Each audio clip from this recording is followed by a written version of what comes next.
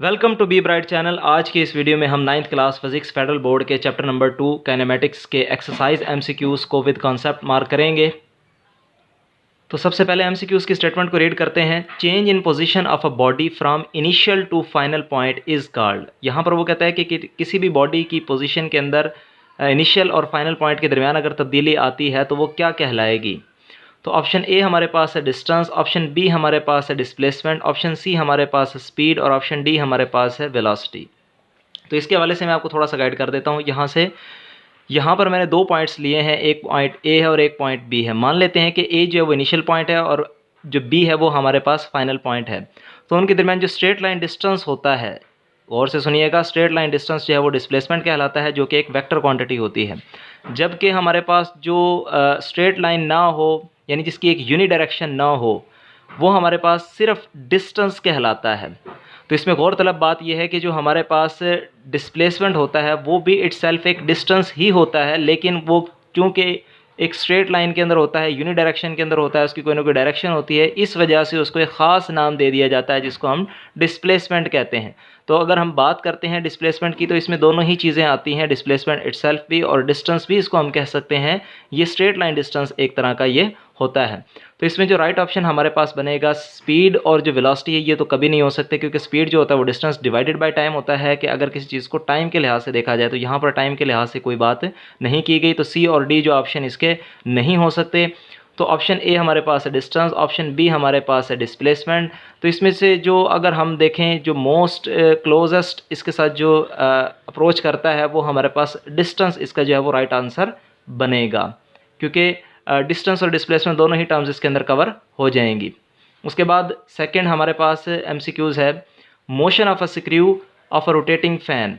तो यहाँ पर वो कहता है कि एक अपने एक्सिस के गिर्द घूमता हुआ एक पंखा जो है उसके ऊपर जो स्क्रू लगा हुआ है उसकी जो मोशन है वो कौन सी होगी। लेट्स सपोज कि अगर हम ये उसका टॉप व्यू ले लेते हैं फ़ैन का, तो उसके दरमियान में जो स्क्रू लगा हुआ है ये भी जो है वो अपनी जगह पर ही अपनी यानी अपने एक्सिस के गिर्द जिस तरीके से ये पेंसिल रोटेट कर रही है उस तरह से मूव करेगा। तो किसी भी बॉडी की अपने एक्सिस के गिर्द होने वाली जो मोशन होती है उसको हम कहते हैं रोटेटरी मोशन। तो इसके लिए जो है वो ऑप्शन डी जो है वो आपने मार्क करना है, जो कि इसका राइट ऑप्शन होगा। उसके बाद क्वेश्चन नंबर 3 हमारे पास है, for a car in motion for some time. यहाँ पर वो कहता है कि एक गाड़ी जो है वो कुछ देर के लिए जो है वो मोशन में रही है। तो ऑप्शन ए हमारे पास है distance and displacement must be equal. Option A में वो कहता है कि डिस्टेंस और डिस्प्लेसमेंट जो है वो हमेशा इक्वल होंगे। तो इस डायग्राम के लिहाज से अगर हम देखें तो डिस्टेंस और डिस्प्लेसमेंट जो है वो कभी इक्वल नहीं होते। तो ऑप्शन ए जो है वो गलत होगा, क्योंकि डिस्टेंस जो है वो हमेशा ज़्यादा होता है डिस्प्लेसमेंट की निस्बत। ऑप्शन बी हमारे पास है, distance must be greater than displacement. और वो कहता है कि यहाँ पर कि डिस्टेंस जो है वो मस्ट बी ग्रेटर होना चाहिए डिस्प्लेसमेंट के। इस ऑप्शन को भी देखते हैं अभी, यानी जो डिस्टेंस है वो हमेशा जो है वो बड़ा होता है डिस्प्लेसमेंट से। और ऑप्शन सी अगर हम देखें इसमें वो कहता है distance must be smaller than displacement, distance जो है वो डिस्प्लेसमेंट से कम होना चाहिए। और ऑप्शन डी हमारे पास है, डिस्टेंस मे बी ग्रेटर और इक्वल टू डिस्प्लेसमेंट। और यहाँ पर वो कहता है कि डिस्टेंस जो है वो डिस्प्लेसमेंट के बराबर भी हो सकता है और उससे बड़ा भी हो सकता है। तो इस डायग्राम के लिहाज से अगर हम देखें तो हमेशा जो डिस्टेंस होता है वो डिस्प्लेसमेंट से हमेशा ज़्यादा होता है। तो इस लिहाज से अगर हम देखें तो ऑप्शन जो बी हमारे पास है, distance must be greater than displacement, तो इसका बी जो है वो राइट आंसर होगा। इसको आप मार्क करेंगे इस कॉन्सेप्ट के लिहाज से कि डिस्टेंस जो है वो हमेशा डिस्प्लेसमेंट से ज़्यादा होता है। उसके बाद ऑप्शन MCQs 4 हमारे पास है, a girl walk 3 kilometre toward west and 4 kilometre toward south. इसमें वो कहता है कि एक लड़की जो है वो 3 किलोमीटर टूवर्ड वेस्ट यानी मगरिब की जानिब चलती है 3 kilometre, and 4 kilometre toward south, और फिर जो है वो 4 किलोमीटर जो है वो साउथ की तरफ ट्रैवल करती है। What is her total distance and displacement respectively. तो इसमें वो पूछता है कि उसका जो टोटल डिस्टेंस और डिस्प्लेसमेंट है वो कितना होगा बिल तरतीब। तो ऑप्शन ए में यहाँ पर अगर हम देखें दो हमारे पास यहाँ पर जो है उसकी वैल्यूज़ दी गई हैं। इसका मतलब ये है कि पहले जो हमारे पास इस स्टेटमेंट के मुताबिक डिस्टेंस होगा और दूसरा हमारे पास क्या होगा, डिस्प्लेसमेंट होगा। तो इसको हम इस तरह से देख सकते हैं, ये हमारे पास डायरेक्शंस का एक सिंबल है, जिस तरीके से मैप वगैरह के ऊपर आपने बना हुआ देखा होगा। ऊपर हम नॉर्थ साइड को रखते हैं, नीचे हमारे पास साउथ है, इसके लेफ़्ट साइड पर हमारे पास वेस्ट है और इसके एंड में हमारे पास जो है वो इस तरफ को ईस्ट है। तो इसको याद रखने का तरीका इस तरह से है कि ये न्यूज़ बनेगा मिलकर, नॉर्थ ईस्ट वेस्ट साउथ। तो अब अगर हम देखें इसी डायरेक्शन के लिहाज से हम इस एक यहाँ पर मैंने एक रफली एक डायग्राम ड्रा की है, इसके मुताबिक आप इसको देख लेंगे किस तरह से। जैसे कि उसने बताया था कि a girl walk 3 kilometre toward west, तो हमने ये देखें ये वेस्ट इस तरफ है, तो हमने 3 किलोमीटर ए पॉइंट से हम स्टार्टिंग पॉइंट ले लेते हैं। ए से बी तक हमारे पास जो है वो यानी टूवर्ड वेस्ट अगर ये मूव करती है तो 3 किलोमीटर इस तरफ आएगा। उसके बाद वो कहता है कि 4 किलोमीटर टूवर्ड साउथ, फिर वो उसने 4 किलोमीटर जो है वो टूवर्ड साउथ जो है वो ट्रैवल किया है। यहाँ पर जो है वो हम इस पॉइंट को सी पॉइंट ले लेते हैं, ये ए से बी और ये हमारे पास हो गया सी। तो उसके बाद वो कहता है, यहाँ तक उसने स्टेटमेंट में हमें बताया है, तो उसने कहा है कि what is the total distance and displacement. अगर हम डिस्टेंस देखें तो डिस्टेंस तो यहाँ से ए से स्टार्ट होगा, बी से फिर सी, यानी इनको दोनों को ऐड हम कर देंगे तो ये हमारे पास 3 और 4 हमारे पास इक्वल आ जाएगा 7 के। तो डिस्टेंस हमारे पास आ गया, इस केस में खाली मैं डिस लिख देता हूँ, आप समझ जाएंगे इसको, डिस्टेंस 7 किलोमीटर आ गया। उसके बाद डिस्प्लेसमेंट हमने चेक करना है, तो ये हमारे पास, चलिए इसको मैं लिख देता हूँ डिस्टेंस, तो ये हमारे पास 7 किलोमीटर आ गया। अगर डिस्प्लेसमेंट अगर हमने देखा है तो इनिशियल पॉइंट ये था, फाइनल पॉइंट ये है, तो इनके दरमियान जो स्ट्रेट लाइन डिस्टेंस होगा वो हमारे पास होगा डिस्प्लेसमेंट। तो हम ए और सी को आपस में मिला देंगे, इस तरह से हमारे पास एक ट्रायंगल जो है वो बन जाएगी। अब यहाँ पर अगर हम देखें ये एक राइट एंगल ट्रायंगल है, यहाँ पर 90 डिग्री एंगल हम मान लेते हैं इसके अंदर। तो ये हमारे पास, इसको हम मान लेते हैं कि ये हमारे पास जो है वो इसका बेस है, ये हमारे पास परपेंडिकुलर है और ये हमारे पास बन जाता है हाइपोटेन्यूस। तो यहाँ पर अगर हमें हाइपोटेन्यूस को कैलकुलेट करना हो तो यहाँ पर हम पाइथागोरस थ्योरम लगा सकते हैं कि हाइपोटेन्यूस का स्क्वायर जो इक्वल होता है बेस के स्क्वायर प्लस परपेंडिकुलर के स्क्वायर के। तो यहाँ पर मैंने hypotenuse square is equal to base square plus perpendicular square की वैल्यूज़ को यहाँ पर लिखा है। 4 का स्क्वायर 16 हो जाएगा, 3 का स्क्वायर 9 हो जाएगा हमारे पास। तो हाइपोटेन्यूस का स्क्वायर इज इक्वल टू होगा 16 + 9 इज इक्वल टू 25। तो यहाँ पर अगर हम हाइपोटेन्यूस को h से ही रिप्रेजेंट कर लेते हैं तो इसका स्क्वायर और इधर भी दोनों तरफ स्क्वायर रूट लेंगे तो स्क्वायर से रूट कैंसिल हो जाएगा। तो h की जो वैल्यू हमारे पास आएगी वो 5, और क्योंकि यहाँ पर यूनिट किलोमीटर है तो हम यहाँ पर किलोमीटर लेंगे इसके साथ। तो इसका जो राइट ऑप्शन जो ऑप्शन बनेगा वो हमारे पास, डिस्टेंस ये आ गया था, तो डिस्प्लेसमेंट हमारे पास आएगा 5 किलोमीटर। तो 7 और 5 जहाँ पर भी हैं उस ऑप्शन को आप मार्क कर लेंगे। तो 7 किलोमीटर डिस्टेंस जबकि 5 किलोमीटर हमारे पास डिस्प्लेसमेंट आ जाएगा। तो डी ऑप्शन जो है वो इसका राइट आंसर होगा। उसके बाद क्वेश्चन नंबर 5 की तरफ हम बढ़ते हैं। A rider is training a horse, एक जो घुड़सवार है वो घोड़े की ट्रेनिंग करवा रहा है। Horse move 60 metre towards right, horse जो है वो 60 मीटर राइट की तरफ मूव करता है, डिस्टेंस उतना कवर करता है, 3 सेकेंड वो टाइम लेता है 60 मीटर कवर करने के लिए। देन इट टर्न्स बैक, और फिर वो वापस आता है 30 मीटर्स इन 2 सेकेंड, और वो फिर जो है वो 30 मीटर जो डिस्टेंस ट्रैवल करता है उसमें 2 सेकेंड वो लेता है। फाइंड इट्स एवरेज वेलोसिटी, तो वो कहता है उसकी एवरेज वेलोसिटी कितनी होगी। तो आपने ये चीज़ जहन में रखनी है कि एवरेज वेलोसिटी, जब भी हम किसी चीज़ की एवरेज निकालते हैं तो उसमें अगर जिस तरीके से यहाँ पर वेलोसिटी है तो टोटल हम टाइम लेंगे, यहाँ पर टोटल पहले हम डिस्टेंस लेंगे ऊपर, क्योंकि जो हमारे पास वेलोसिटी है वो डिस्टेंस या डिस्प्लेसमेंट इंटरचेंजेबल टर्म्स हैं, तो हम यहाँ पर लिख सकते हैं टोटल डिस्प्लेसमेंट या डिस्टेंस एक ही बात है, इससे कोई फ़र्क नहीं पड़ेगा, इंटरचेंजेबल टर्म है। नीचे हमारे पास आएगा टोटल टाइम। तो टोटल डिस्टेंस अगर हम देखें तो 60 प्लस हमारे पास 30, दोनों को अगर हम ऐड करें तो इसको मैं साइड पर दिखा देता हूँ आपको नीचे करके। 30 + 60 अगर हम करते हैं और नीचे हमारे पास टोटल टाइम को भी हमने ऐड करना है, तो टोटल टाइम हमारे पास कितना होगा, पहले उसने 3 सेकेंड लिए हैं और फिर बाद में उसने 2 सेकेंड लिए हैं, तो दोनों को हम ऐड करेंगे तो वो हमारे पास बनेगा 5, 2 + 3 5, तो ये 60 + 30 हमारे पास आएगा 90 और डिवाइडेड बाय हमारे पास बनेगा 5। तो 5 को 90 पर अगर हम डिवाइड करें तो वो एग्जैक्टली बनता है हमारे पास 18। तो इसका मतलब ये है कि इसका जो राइट आंसर हमारे पास बनेगा वो 18 मीटर पर सेकेंड बनेगा। उसके बाद 6 हमारे पास MCQs है। If a cyclist has acceleration 2 metre per second square for 5 second, the change in velocity of the cyclist is. अब यहाँ पर वो कहता है कि एक साइक्लिस्ट की जो एक्सेलेरेशन हमें गिवन है इतना है और टाइम इतना हमारे पास है 5 सेकंड के लिए, उसकी चेंज इन वेलोसिटी जो है वो हमने बतानी है। तो यहाँ पर मैं आपको बताता चलूँ कि एक्सेलेरेशन का फार्मूला यहाँ पर लिखा है मैंने, कि एक्सेलेरेशन हमारे पास इक्वल होता है rate of change of velocities यानी यहाँ पर डेल्टा, ये जो ट्रायंगुलर शेप है ये डेल्टा यानी चेंज को ज़ाहिर करता है, शो करता है, और ये वेलोसिटी डिवाइडेड बाय टाइम। अब यहाँ पर हमारे पास एक्सेलेरेशन की वैल्यू भी है, टाइम की वैल्यू जो है वो हमारे पास मौजूद है, जबकि हमें चेंज इन वेलोसिटी निकालना है। तो इसके लिए हम क्या करेंगे कि ये टी इधर डिवाइड उधर जाकर मल्टीप्लाई हो जाएगा, acceleration multiply by time is equal to change in velocities आ जाएगा। तो टाइम की वैल्यू भी गिवन है, एक्सेलेरेशन की वैल्यू भी गिवन है, 2 मल्टीप्लाई बाय 5, तो वो हमारे पास आ जाएगा 10 मीटर पर सेकेंड।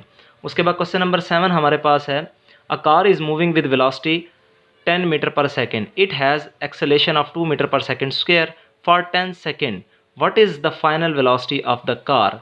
तो यहाँ पर देखें, एक कार जो है वो मूव कर रही है 10 मीटर पर सेकंड की वेलोसिटी से, और हमें फाइनल वेलोसिटी मालूम करने के लिए कहा गया है। तो हम इसको मान लेंगे ये हमारे पास जो है वो क्या हो जाएगी, इनिशियल वेलोसिटी हो जाएगी, वी आई हम इसको रिप्रेजेंट कर सकते हैं, जबकि उसका एक्सेलेरेशन भी हमारे पास है, टाइम भी हमारे पास है। तो हमें कहा गया है कि final velocity of the car हमने मालूम करनी है, तो ये एक्सेलेरेशन के फार्मूला से भी निकल सकती है। उसके अलावा हम इसको फर्स्ट इक्वेशन ऑफ मोशन जो कि हमारे पास इक्वल होती है v f is equal to we i plus a t, इससे भी फाइंड आउट कर सकते हैं। तो ये हमारे लिए ज़्यादा सूटेबल रहेगी क्योंकि इसमें फाइनल वेलोसिटी अलग से साइड पर लिखी हुई है। तो ये v f is equal to we i plus a t, तो यहाँ पर वी आई हमारे पास है जी 10 और ए की वैल्यू 2 है और टी की वैल्यू हमारे पास जैसे कि बताया गया है 10 है। तो इनको हम यहाँ पर इनको वैल्यूज़ को लिखेंगे 10 + 2 मल्टीप्लाई बाय 10, तो हमारे पास 20 + 10 आएगा, तो वो 30 होगा। तो इसमें से जो राइट ऑप्शन हमारे पास होगा वो ए ऑप्शन होगा, जो कि 30 मीटर पर सेकेंड होगा। उसके बाद ऑप्शन MCQ 8 हमारे पास है, when the slope of a bodies displacement time graph increases the body is moving with, हाँ जी, अब यहाँ पर वो कहता है कि एक जो स्लोप है किसका, of bodies displacement time graph increase कर रहा है, the body is moving with. अब यहाँ पर मैं आगे जो ग्राफ वाला एक और MCQs है उसके साथ मैं रिलेट करके थोड़ा सा आपको बता देता हूँ इसको। ये नेक्स्ट पेज पर हमारे पास MCQs है ग्राफ वाला, इसके साथ अगर हम रिलेट करें तो ज़्यादा हमें आसानी होगी। कि यहाँ पर मान लेते हैं कि ये डिस्टेंस टाइम ग्राफ है, हम यहाँ पर डिस्प्लेसमेंट ले लेते हैं, एक तरह से आपको समझाने के लिए मैं बता देता हूँ। तो यहाँ पर ये हमारे पास एक स्ट्रेट लाइन को रिप्रेजेंट कर रहा है, इसका मतलब यहाँ पर डिस्प्लेसमेंट टाइम ग्राफ अगर हम मान लेते हैं कि ये डिस्प्लेसमेंट और यहाँ पर हमारे पास टाइम है, तो अगर ये यहाँ पर तो क्योंकि वाई एक्सिस के ऊपर किसी किस्म की तब्दीली नहीं है, तो ये डिस्टेंस इसके अंदर जो है वो तब्दील नहीं हो रहा, जबकि टाइम जो है वो बढ़ता जा रहा है क्योंकि एक्स एक्सिस पर मूवमेंट हो रही है। तो ये तो उस ग्राफ के लिहाज से नहीं हो सकता। जबकि ये हमारे पास जो बी ऑप्शन हमारे पास है, इसमें अगर हम देखें, जैसे कि उसने स्लोप की बात की थी, स्लोप जो है वो इस तरह का होता है जिसमें ढलवान बनती है, जिस तरीके से हमारे पास एक ट्रायंगल के अंदर हाइपोटेन्यूस होता है, ठीक है। तो अब अगर इस स्लोप को अगर हम देखें, अगर स्लोप कंटिन्यूसली इंक्रीज़ हो रहा हो, इसका मतलब ये है कि स्पीड के अंदर भी जो है वो एक जैसा चेंज आ रहा है, जबकि विद रिस्पेक्ट टू टाइम अगर स्पीड के अंदर और टाइम यानी एक लिहाज से बढ़ रहे हों, जिस तरीके से यहाँ पर हमारे पास है कि स्पीड भी बढ़ती जा रही है और टाइम भी बढ़ता जा रहा है, तो इनकी जो जब भी हम रेशो निकालेंगे स्लोप के ज़रिए से, slope of displacement time graph अगर हम यहाँ पर डिस्प्लेसमेंट मान लें, जब भी हम अगर इसको लेंगे तो वो हमारे पास हमेशा कांस्टेंट स्पीड ही देगा, ठीक है। यानी किसी भी इंटरवल पर, चाहे यहाँ निकाल लें, यहाँ पर निकाल लें, किसी जगह पर भी अगर हम उसका स्लोप लेंगे तो वो हमारे पास उसकी कांस्टेंट स्पीड को ही जाहिर करेगा। तो इस तरह का अगर ग्राफ हमारे पास हो तो वो कांस्टेंट स्पीड को जाहिर करता है। तो इस लिहाज से अगर हम देखें तो उस स्टेटमेंट के अंदर जो अहम बात ये है, उसने कहा है कि उसका स्लोप जो है वो इंक्रीज़ कर रहा है, स्लोप इंक्रीज़ कर रहा है, इस तरह से आगे की तरफ बढ़ता जा रहा है। तो उस लिहाज से अगर हम देखें तो वो हमारे पास जो राइट आंसर बनेगा वो सी ऑप्शन बनेगा, वो होगा कांस्टेंट वेलोसिटी को वो रिप्रेजेंट करेगा। अगर यहाँ पर डिस्टेंस टाइम ग्राफ होता तो वो कांस्टेंट स्पीड को रिप्रेजेंट करता। तो यहाँ पर हमारे पास क्योंकि स्लोप बढ़ रहा है, उसने कहा है स्लोप ऑफ बॉडी इंक्रीज़ कर रहा है, तो इसमें सी ऑप्शन जो है वो क्या होगा, इसका राइट आंसर होगा। इसके बाद नेक्स्ट पेज पर मौजूद जो MCQs हमारे पास है उनको कवर करते हैं। A ball is thrown straight up, एक बॉल को ऊपर की तरफ फेंका गया है सीधा, what is the acceleration at the top of its path. जैसे कि अगर ये बॉल हमारे पास, इसको ऊपर की तरफ हमने फेंका है, स्ट्रेट फेंका है बिल्कुल, तो यहाँ पर उसकी जो है वो एक्सेलेरेशन कितना होगा। तो यहाँ पर एक चीज़ मैं आपको बताता चलूँ कि फाइनल पोजीशन पर क्योंकि वो कुछ लम्हे के लिए जाकर या इंस्टेंस के लिए रुकता है, उसकी वेलोसिटी क्योंकि विद रिस्पेक्ट टू टाइम ऐसा ऐसा कम होती जाती है, तो इसका मतलब ये है कि उसकी वेलोसिटी यहाँ पर जीरो होगी। जब वेलोसिटी ही जीरो होगी तो एक्सेलेरेशन भी क्या होगा, जीरो होगा। तो ऑप्शन ए जो है वो इसका राइट आंसर होगा। उसके बाद 10 हमारे पास है slope of distance time graph. अब देखिए डिस्टेंस और टाइम के दरमियान रेशो है, जब भी डिस्टेंस और टाइम के दरमियान रेशो होती है तो वो स्पीड देती है हमें, अगर डिस्प्लेसमेंट और टाइम के दरमियान हो तो वो हमें देती है वेलोसिटी। और अगर हमारे पास स्पीड और टाइम या वेलोसिटी टाइम अगर हमारे पास हो तो वो हमें एक्सेलेरेशन देती है। तो यहाँ पर अगर हम देखें तो डिस्टेंस और टाइम का ग्राफ हमारे पास है, उसका स्लोप अगर हमने लेना है, उनके दरमियान रेशियो लेनी है, तो slope of distance time graph, तो उसका जो राइट आंसर हमारे पास होगा सी, स्पीड, क्योंकि डिस्टेंस डिवाइडेड बाय टाइम जो है वो हमारे पास स्पीड के इक्वल होता है। उसके बाद क्वेश्चन नंबर 11 हमारे पास है, area under speed time graph is equal to dash of moving body. तो इसके लिए आपने जहन में रखना है कि जिस तरीके से आपने इक्वेशन ऑफ मोशन की जो डायग्राम में भी आपने देखा होगा कि हमारे पास उसके अंदर जो है वो इस तरह से एक ट्रायंगल भी बन रही थी और एक हमारे पास जो उसके अंदर एक रेक्टेंगल भी बन रहा था। तो जो जितना एरिया, ये मान लेते हैं ये हमारे पास ग्राफ है, ग्राफ के नीचे जितना भी एरिया आता है वो हमेशा उसके डिस्टेंस को रिप्रेजेंट करता है। ये आपने ध्यान में रखना है, एरिया अंडर द ग्राफ जितना भी आता है वो उसके किस चीज़ को रिप्रेजेंट करता है, उसके टोटल डिस्टेंस को रिप्रेजेंट करता है। तो area under the speed time graph is equal to dash of moving body, तो इसके लिए आप लिखेंगे, इसका राइट आंसर होगा ए ऑप्शन, डिस्टेंस। उसके बाद क्वेश्चन नंबर 12 हमारे पास है, which of the following is a vector quantity. तो वेक्टर क्वांटिटी वो क्वांटिटीज़ होती हैं जिनको कंप्लीटली डिस्क्राइब करने के लिए हमें मैग्नीट्यूड के साथ साथ डायरेक्शन की भी ज़रूरत पड़ती है। जैसे कि यहाँ पर हमारे पास स्पीड है, स्पीड एक स्केलर क्वांटिटी है, जबकि प्रेशर भी एक स्केलर क्वांटिटी है, और हमारे पास ग्रेविटेशनल एक्सेलरेशन है, और नेक्स्ट हमारे पास है डी, डिस्टेंस भी एक स्केलर क्वांटिटी है। तो इसमें जो ग्रेविटेशन एक्सेलरेशन, क्योंकि उसकी डायरेक्शन जो है वो टुवर्ड्स द अर्थ होती है, अर्थ की तरफ होती है, तो इसलिए जो सी ऑप्शन हमारे पास है वो राइट आंसर होगा, सी के ऊपर आप मार्क करेंगे। उसके बाद 13 हमारे पास है, ball thrown freely from a tower reaches the ground 4 second later, the height of the tower is about. तो यहाँ पर हमें ये कहा गया है कि एक बॉल को जो है वो फ्रीली एक टावर से जो है वो गिराया गया है और वो 4 सेकेंड उसको 4 सेकेंड उसको लगते हैं, टाइम इतना लगता है। हाइट ऑफ द टावर हमने मालूम करनी है। बेसिकली हाइट को हम डिस्टेंस भी कह सकते हैं, और यहाँ पर क्योंकि जो मोशन है वो अंडर ग्रेविटी हो रही है, तो यहाँ पर जो सेकेंड इक्वेशन ऑफ मोशन हमारे पास है, जो कि विच इज़ इक्वल टू होती है हमारे पास S is equal to we I T plus half A T square, वो होती है हमारे पास लीनियर एक्सेलेरेशन के लिए। अगर ग्रेविटेशन एक्सेलेरेशन यहाँ पर जिस तरीके से इन्वॉल्व है तो उसकी वैल्यू यहाँ पर हमारे पास एस की जगह एच हो जाएगा, और V I T plus half G की जगह ए की जगह, क्योंकि लीनियर एक्सेलेरेशन की बजाय हमारे पास यहाँ पर ग्रेविटेशन एक्सेलेरेशन है, तो उसको हम जी से रिप्लेस कर देंगे। तो एच हमने मालूम करना है, एच इज़ इक्वल टू हम यहाँ पर लिखेंगे H is equal to we I, क्योंकि उसकी इनिशियल वेलोसिटी जहाँ से उसको छोड़ा गया होगा तो वो 0 होगी। टाइम हमारे पास 4 सेकेंड है, 0 मल्टीप्लाई बाय 4 हम ले लेंगे यहाँ पर, प्लस 1/2 जी की वैल्यू, क्योंकि नीचे की तरफ मूवमेंट उसकी हो रही है, तो वो हमारे पास, क्योंकि वो ज़मीन की तरफ मूव कर रहा है, और जी की वैल्यू जो है वो हमारे पास अप्रॉक्सीमेटली 9.81, या उसको हम 10 लिख सकते हैं, वो फिक्स वैल्यू होती है। यहाँ पर उसके एक्सेलेरेशन को लिख सकते हैं हम। फ्रीली फॉलिंग जो ऑब्जेक्ट होता है उनका जो ग्रेविटेशन एक्सेलेरेशन होता है वो फिक्स होता है। इसके अलावा टी जो हमारे पास 4 है, 4 का यहाँ पर हम स्क्वायर ले लेंगे, तो 4 मल्टीप्लाई बाय 0 0 हो जाएगा, जबकि 1/2, और यहाँ पर अगर हम इसको अगर कैलकुलेट करें 2 5 द 10 कट कर देंगे। 5 को जब हम 4 के स्क्वायर से मल्टीप्लाई करेंगे तो हमारे पास जो एग्जैक्टली आएगा वो आएगा 80।